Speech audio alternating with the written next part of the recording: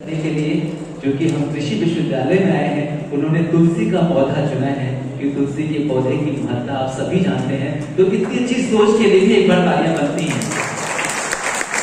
अब ये तुलसी का पौधा धीरे धीरे हमारे सचिव के बीच पहुंचेगा और आपकी तालियों की जो गड़गड़ाहट है वो यूं ही जारी रहनी चाहिए। हमारे सभी जो माननीय अतिथि हैं उनका एक एक करके स्वागत होगा और इसके बाद कार्यक्रम को आगे बढ़ाएंगे।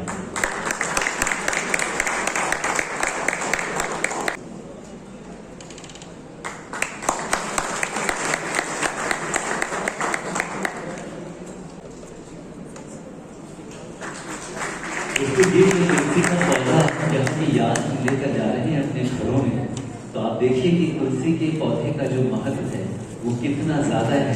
इसकी जो मेडिसिनल वैल्यू है, हमारे जो वैसे तो हम इसको पूजते भी हैं, और ये पौधा अब यहाँ से दिल्ली पहुंचेगा और हम सभी के घर आंगन में ये पौधा बड़ा होगा। और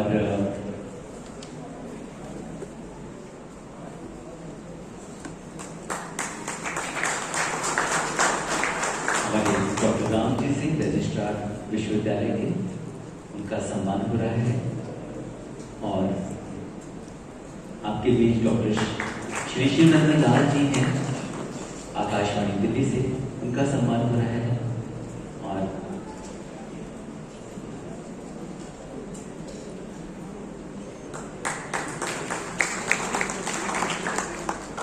भारतीय कृषि अनुसंधान परिषद से श्री एस राठौर जी का सम्मान, हम सभी का स्वागत करते हैं।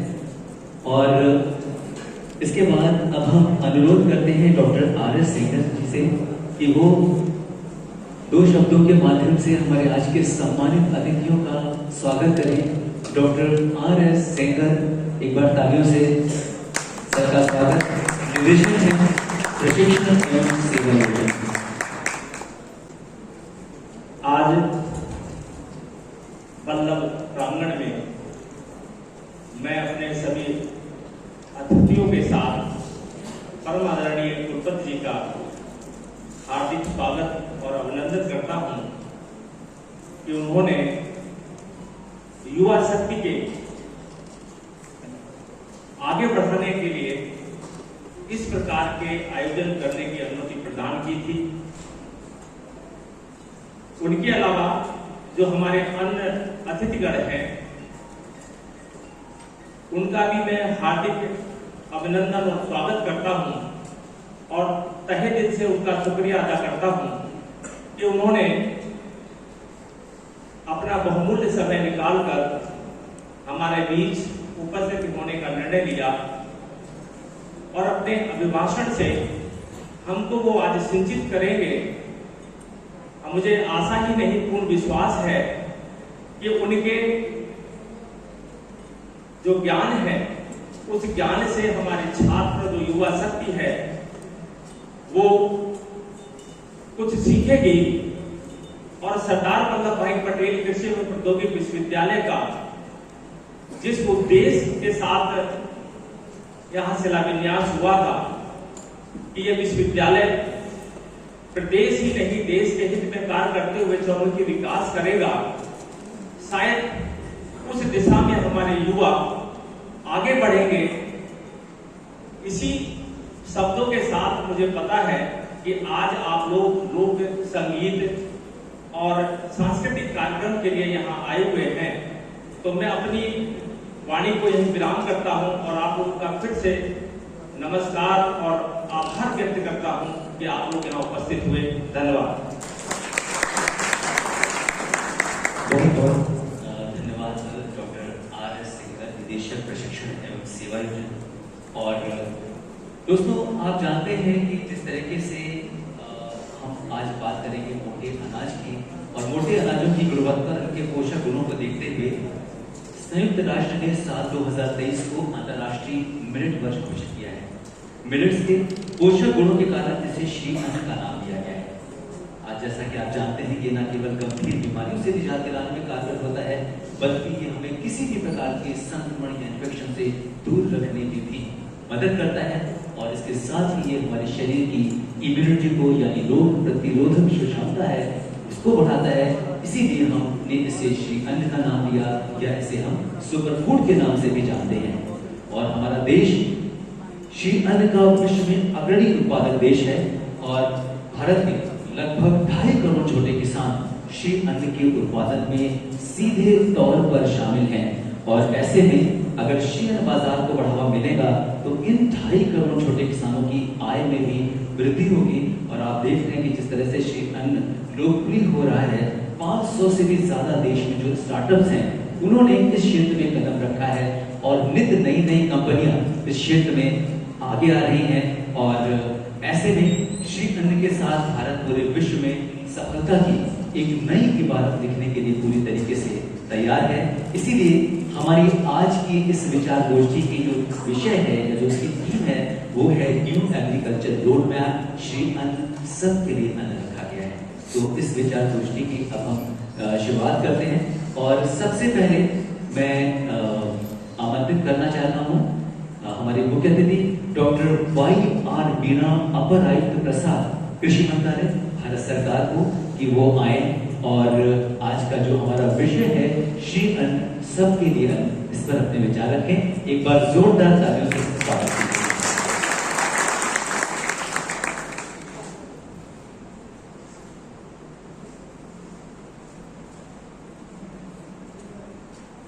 आज के इस कार्यक्रम के अध्यक्ष माननीय वाइस चांसलर सरदार वल्लभ भाई university of agriculture and technology, doctor Yadav, ADG seeds, भारतीय कृषि अनुसंधान परिषद नई दिल्ली, आकाशवाणी के हमारे रावत साहब, डॉक्टर सेंगर जो विस्तार निदेशालय के डायरेक्टर हैं,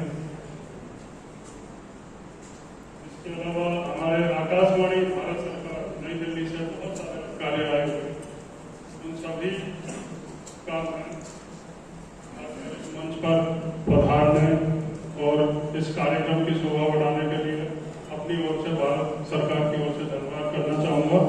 सबसे पहले मैं बोलना चाहूँगा जो युवा शक्ति इस हॉल में बैठी हुई है, चाहे वो सरदार वल्लभ भाई कृषि एवं प्रौद्योगिकी विश्वविद्यालय की तरफ से हों या मेरठ शहर के बाहर से आए हुए युवा हों, युवा शक्ति के ऊपर ही ये कार्यक्रम आज रखा है। इन दिनों आप लोगों ने देखा होगा बहुत सारे कार्यक्रम हुए, चाहे वो अंतर्राष्ट्रीय मिलेट्स दिवस के रूप में हो, या अंतर्राष्ट्रीय मिलेट वर्ष के रूप में हो, या G20 के रूप में।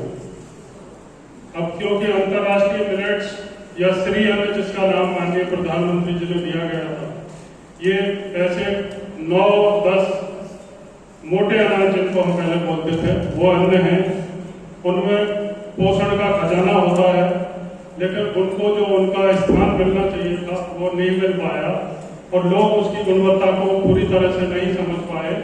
तो उस पर मैं थोड़ा प्रकाश डालूंगा। आप क्योंकि कृषि विश्वविद्यालय के प्रांगण में बैठे हो, और मुझे उम्मीद है कि आप में से ज्यादातर इसी विश्वविद्यालय के विद्यार्थी होंगे, कर्मचारी भी यही के हैं, सभी लोग कृषि क्षेत्र से जुड़े हुए हैं, तो आपके लिए कोई नई बात नहीं होगी। लेकिन क्यों हमने ये अंतर्राष्ट्रीय मिलेट्स ईयर के रूप में 2023 को मनाया गया, मतलब अभी इसका चल ही रहा है कार्यक्रम।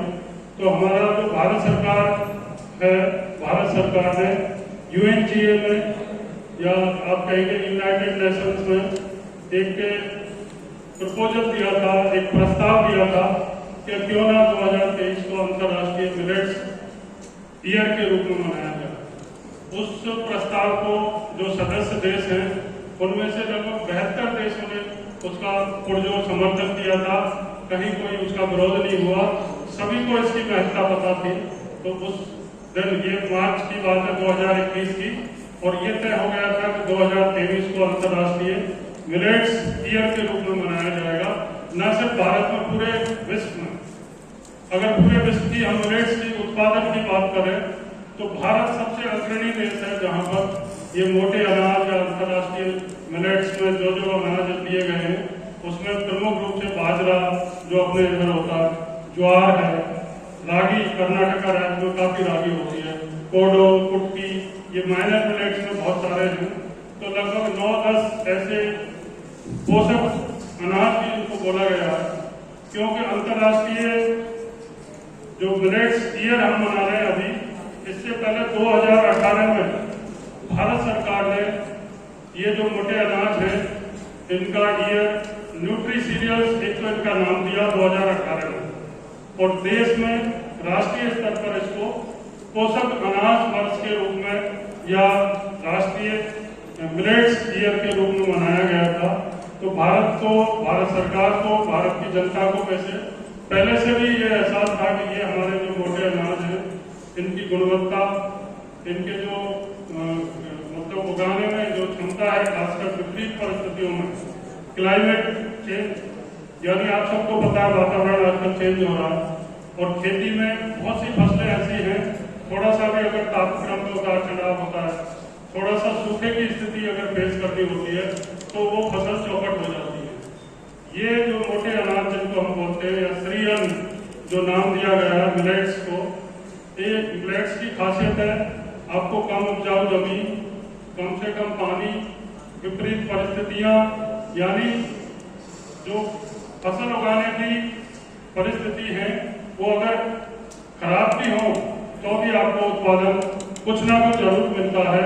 बल्कि बाजरा, ज्वार ये ऐसी फसलें हैं रेनफेड एरिया में, जो शुष्क क्षेत्र हैं उन एरिया में ये ज्यादा उत्पादन देती है, तो इसमें कोई शंका की बात नहीं। दूसरा, इनमें पोषण की भरमार है, ये पोषक है। और जो ग्लूटेन, एक आपने सुना होगा गेहूं में ग्लूटेन होता है, उससे मोटापा आता है, कई लोगों को डायबिटीज भी होती है अगर नियमित रूप से हम चावल और गेहूं ही खाते रहें। तो उस केस में सर्दियों में जैसे बाजरा है, बाजरा बहुत पौष्टिक है, ज्वार है, ज्वार आजकल मैंने देख रहा हूँ जब से ये अंतर्राष्ट्रीय ईयर हम मना रहे हैं, देश भर में हमारा कृषि एवं किसान कल्याण मंत्रालय, भारत सरकार, बहुत सारे कार्यक्रम हम लोगों ने करवाए हैं, और बड़े स्तर के संस्थान में global millets exhibition and conference, उसमें मैंने देखा कि हजारों तरह के इसके उत्पाद जो प्रोसेस करके बनाते हैं, उसमें दुनिया भर के स्नैक्स हैं, केक है, बिस्किट्स हैं, चॉकलेट्स हैं, मतलब इतनी भरमार हो गई है, उसमें कुछ ना कुछ मिक्स करके मोटे अनाज में से या श्री अन्न में से आप उसका स्वाद बढ़ा सकते हैं, उसकी पोषण की गुणवत्ता बढ़ा सकते हैं। तो कहने का मतलब इसमें जो संभावनाएं हैं वो बहुत हैं। और ये क्यों मनाया जा रहा है, इसका सीधे सीधे तौर पे तरीका है, श्री अन्न नाम किस लिए दिया, सम्मान देने के लिए। हम कोई भी है उसको, जो इंसान है उसको पुकारते हैं श्री, सो उसका नाम लेंगे तो श्री लगाते हैं, यानी सम्मानजनक। तो धानों में इसको श्री अन्न की उपाधि इसीलिए दी है कि बहुत गुणकारी है, विपरीत परिस्थितियों में भी पैदा होते हैं, और कई रोगों से लड़ने की हमें ये क्षमता प्रदान करते हैं। प्रोटीन की अच्छी मात्रा होती है, कार्बोहाइड्रेट अच्छा होता है, तो इस तरीके से फैट की भी मात्रा ठीक होती है। तो हम अपनी रोजमर्रा की जो थाली है, जो भोजन है, उसमें हम इनका समावेश करें। दूसरा, जो लोग जिनको इसकी गुणवत्ता की जानकारी नहीं है उनको इन कार्यक्रम के माध्यम से जानकारी दें। और तीसरा, अगर हम जानकारी देंगे तो इन अनाजों की बाजार में मांग बढ़ेगी, बाजार में मांग बढ़ेगी, व्यापार अच्छा होगा, या हम एक्सपोर्ट भी करेंगे, तो निश्चित तौर पर हमारे किसान। और एक बार सर आप लोग जल्दी जल्दी से अपना नाम जो है बता दें प्लीज। जी माइक है आपके नीचे जी। हारमोनियम पे हंसराज जी, और नगारा पे नौशाद जी, ढोलक पे बबलू जी, और बैट पर देवेंद्र जी। मैं ठीक हूँ जी, तो आप सभी का बहुत बहुत अभिनंदन।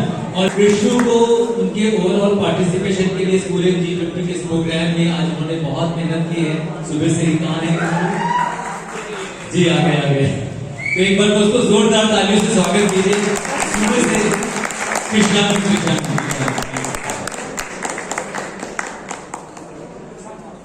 और कुछ और लोग थे जिन्होंने इसमें पार्टिसिपेट किया था, 3 लोग और थे, उनके सर्टिफिकेट बाद में मिल जाएंगे।